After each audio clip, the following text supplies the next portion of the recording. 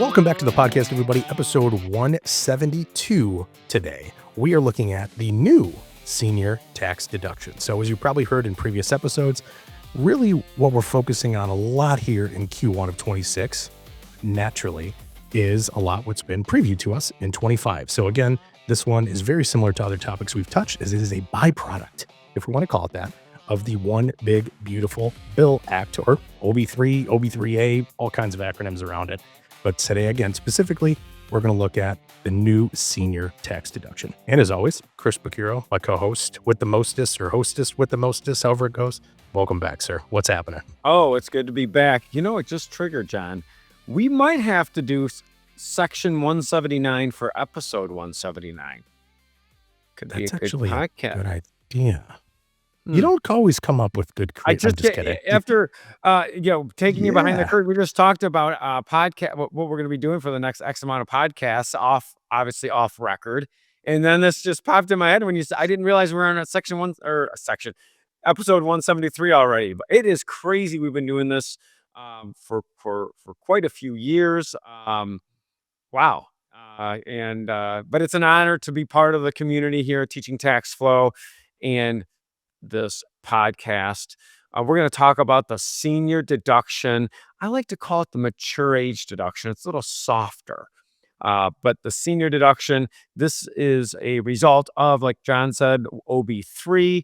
Now, remember, during the election of 2024, it was bantied about that we would have no tax on Social Security.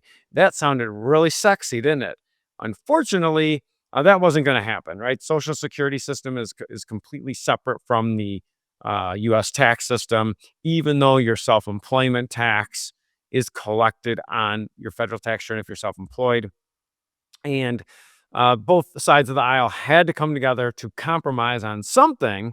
Almost like, John, when you say, you have a daughter, right? Sometimes you tell your child, hey, we're going to go get out for ice cream. You get to the ice cream shop, it's closed. And then you're like, oh, great.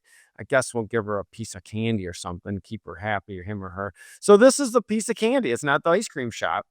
But it is having a child's a lot like politics. Pardon? Maybe. I said having a child is a lot like politics, maybe. Yeah, it is kind of like politics. I mean, you're the rule maker. It's just but sometimes you got to compromise with your constituents. Right, you got to keep them in mind. So this reduction came from it, and they said, "All right, well, let's give seniors an additional deduction on their tax return. We're going to give this to them for the tax years 2025 through 2028. So this is a temporary tax deduction, depending on the result of the next couple elections. It could be made permanent. It could go bye-bye." That's what it is. Now let's talk about who's going to qualify. Remember, you beat me to the punch. I was going to say, before we get into it, let's define exactly what it is, especially, if people like yourself that are getting closer to this. And as everybody that's listening, I say that because I'm 10 years younger than him. So I have my entire life to give him crap about this, and he can't do anything about it. This is true. Although I did get now eligible for that Heinz Ketchup. Heinz, you should be a sponsor also. The Heinz Ketchup contribution for retirement plan. I get to pound down those Centrum Silvers and compete in the senior division of most pickleball tournaments at 50 years old. I'm not going to get the senior deduction. I would take it if they want to give it to me, though. I'd happily accept it. And I'd accept the nomination on behalf of another senior.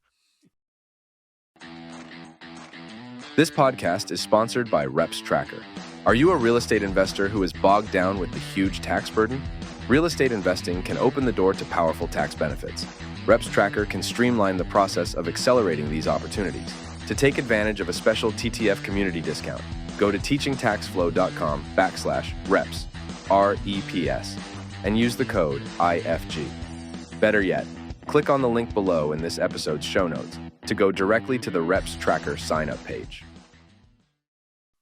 So what is this temporary deduction? This is a federal tax deduction for anyone that is at the end of the year 65 years or older.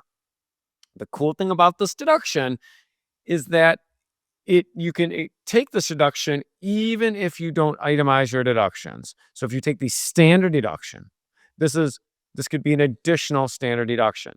So at age 65 or older, you get a $6,000 deduction. Now, if you are 65 and you robbed the cradle and your wife's only 62, you get a $6,000 deduction.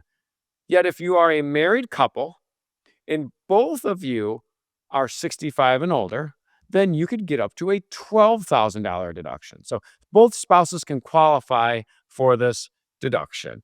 $6,000 per senior taxpayer, maximum of $12,000 if the couple is married. Remember, this is in addition to the standard deduction. So the standard deduction is pretty generous. I think it's over $30,000. Probably shouldn't go off the top of my memory on that. However, something says like in addition- 32.8 for me, but I'm probably wrong, but somewhere like that. And this begins on the 2025 tax return. So those filing a return in 26, yay, you get an extra deduction. So if your income and withholdings were the same as the last year and you qualify for this deduction, you're either going to owe less money on your return or you're going to get a higher refund. So eligibility criteria. The first piece of eligibility criteria, as I mentioned, you have to be 65 or older at the end of the year.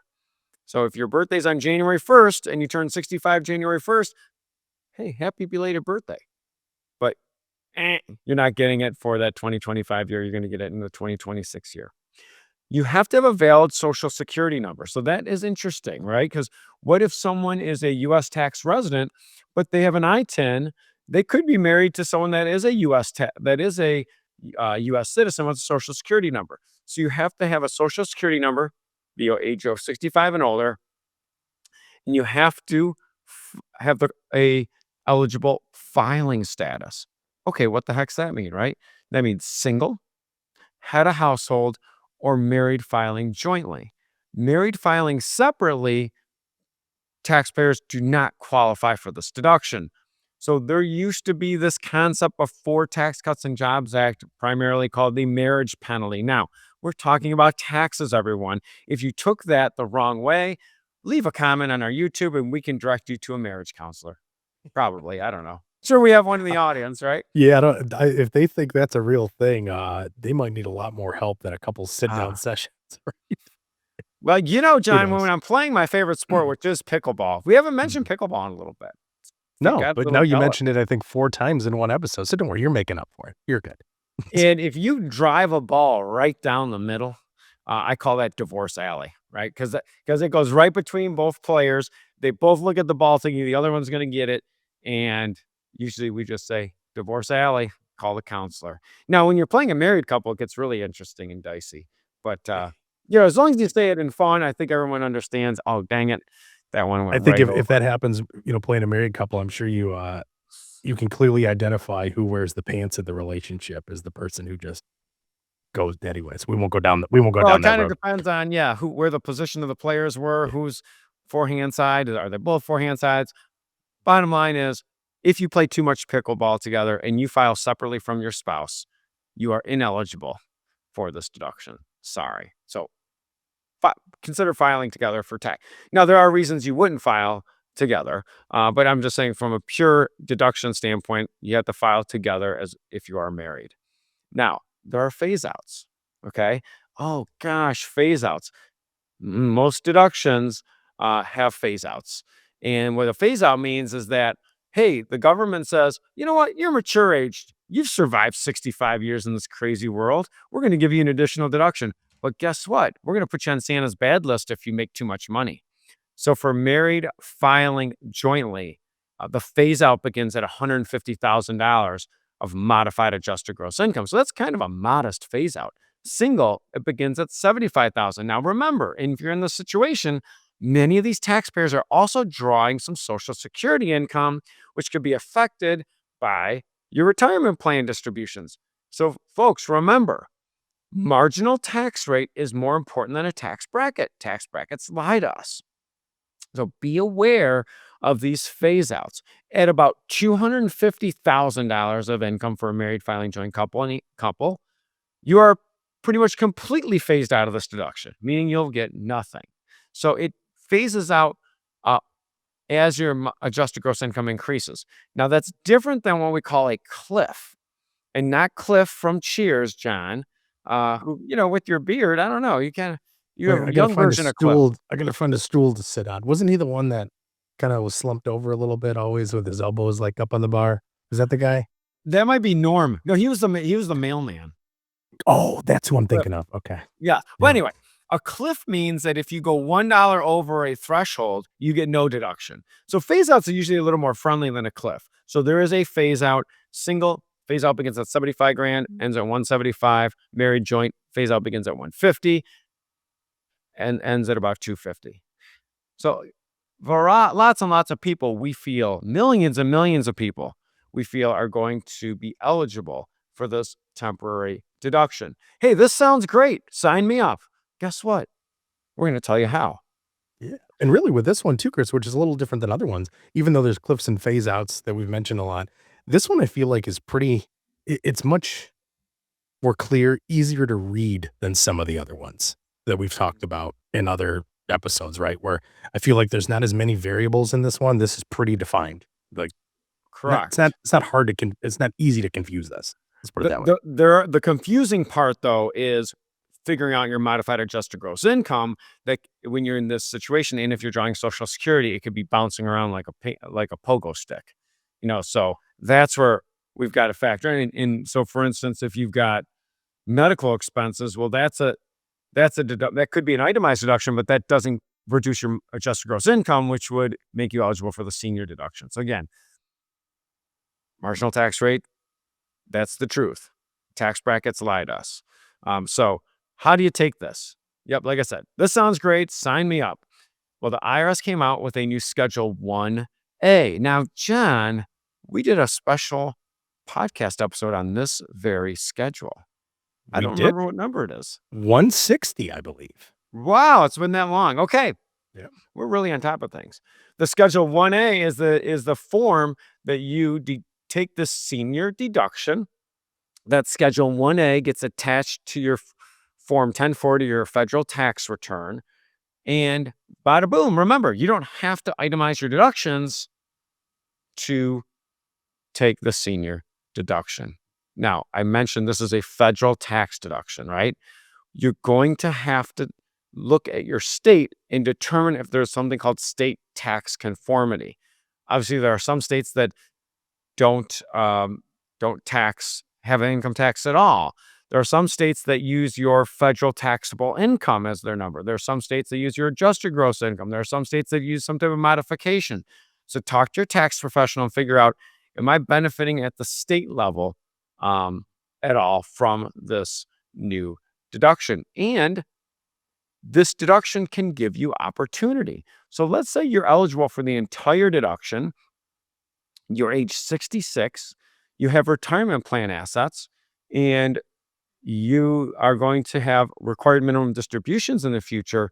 Pairing this deduction with either Roth conversions or IRA distributions that are not taxable can be a very nice blend. So again, I hate for these deductions to go to waste. So if you're someone that's a senior that's paying almost little tax now and eligible for this deduction, you might want to be what we call in our teaching tax law system a green diagnosis and accelerate some income and put some income into a year where you're matching it with this deduction. And I know you always get nervous when I say, I have a question for you. You're probably like, oh, here he goes again. So two things with this that I was just thinking of as we're going through this, right? So is this a deduction, or would it even matter that some years you might take it, some years you might not, or opt out of it? Like, walk us through that a little bit, but then also, say somebody is DIYing their tax returns. Say they're like, hey, I have the quote unquote, I'm going to do the air quotes and tell people that are listening to air quotes when I say simple, because it's never such thing, tax return. And they say, oh, I do my own. Awesome. Great. Now I know about this. Is this something that they're going to see right in their face? Or is this something that they're going to really have to know exists, like we're talking about, in order to take advantage of it? How does that look for somebody? I would say that if you're somebody that is using a reputable DIY software, as long as you put your date of birth in correctly, which again, the date of birth, you could have fat fingers, but the wrong date of birth in, and negative deduction. But as long as you put the right date of birth in, then it will calculate this deduction properly. So Excellent. you don't elect in. It's not like bonus depreciation or our Section 179, our future episode where you have to elect in or elect out of. You just get it if you're eligible. Now that lends to another question though. If you're DIYing the return and you get the deduction, the question is did you use it to its best benefit? Are you really offsetting a decent amount of tax? And could you potentially recognize additional income and pay almost no tax? But yeah, to answer the question, you're going to, if you're DIYing your tax return and you're using reputable software, you're going to trigger this deduction as long as your data entry is correct. Awesome. Well, I'm glad we touched on this one. And, anybody that's listening or watching this too, I believe Chris had mentioned it 3, maybe 4 times in this somewhere, maybe 2.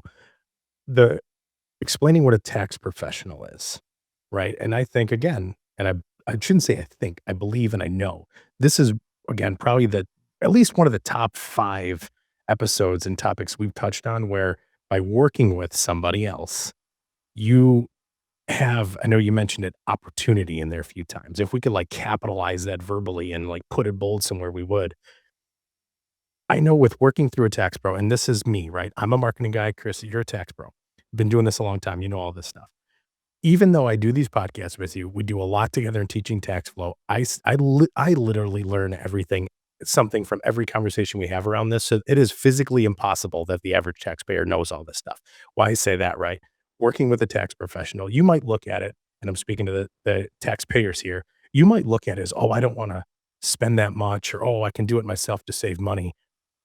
But the likelihood of you missing out on some huge opportunities is probably pretty high. And in the long run, it's more expensive not to do it than it is to work with one. And not to put Chris on a pedestal or just tax pros as a whole, but they are extremely valuable.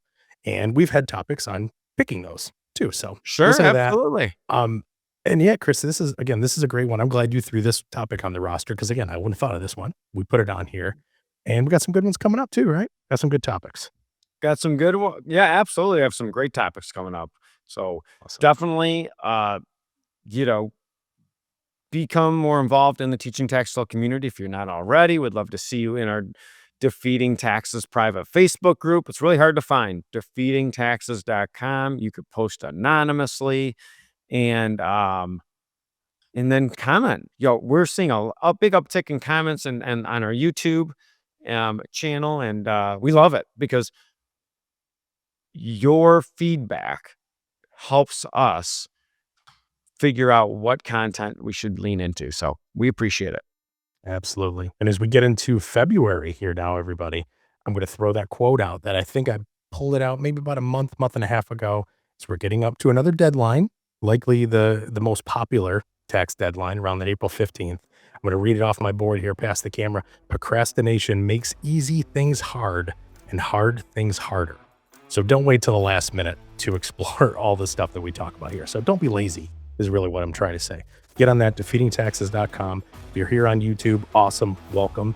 If you're not watching this on YouTube, you can look at the costume that Chris is wearing today and check it out. And then when you get there, you'll laugh and realize what I'm actually telling you. So that's your call to action to actually get on YouTube and watch these and subscribe to the channel. So as we wrap this one up, as always, we will see everybody back here again next week on the Teaching Tax Law podcast.